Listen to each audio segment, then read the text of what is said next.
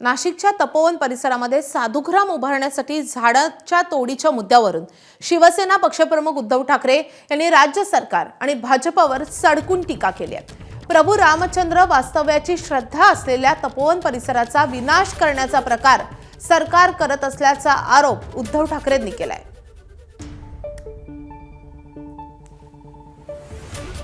या तपोवनामध्ये जे काही साधुग्राम म्हणून करण्यात येणार आहे त्या साधुग्राम करण्याला आमचा विरोध नाहीये, पण तपोवनात करण्यात येणार आहेत त्याला मात्र आक्षेप आमचा आहे। याचं कारण ही झाडं कापली जाणार आहेत। मग प्रभू रामचंद्राच्या परस्पर्शाने पुनीत झालेली ही भूमी तुम्ही तिकडे आता साधुग्रामसाठी ही झाडं कापणार, तिकडे साधूंची व्यवस्था करणार, पण त्याच्यानंतर काय करणार हा महत्त्वाचा प्रश्न आहे। तर याच पार्श्वभूमीवर नाशिकचे पालकमंत्री गिरीश महाजन यांनी महायुती सरकार आणि भाजपची बाजू मांडली आहे। आम्ही सुद्धा वृक्षप्रेमी आहोत। सरकारची भूमिका, देवेंद्रजींची भूमिका, मोदीजींची भूमिका याबाबत स्पष्ट आहे। आम्ही तपोवनातील तोडण्यात येणाऱ्या झाडांच्या मोबदल्यात इतर ठिकाणी झाडं लावणार आहोत, असं स्पष्टीकरण गिरीश महाजन यांनी दिलंय।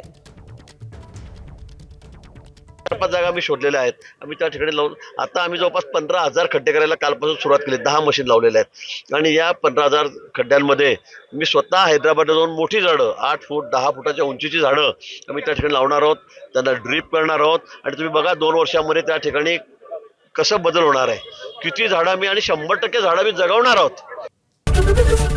एबीपी माझा, उघडा डोळे बघा नीट।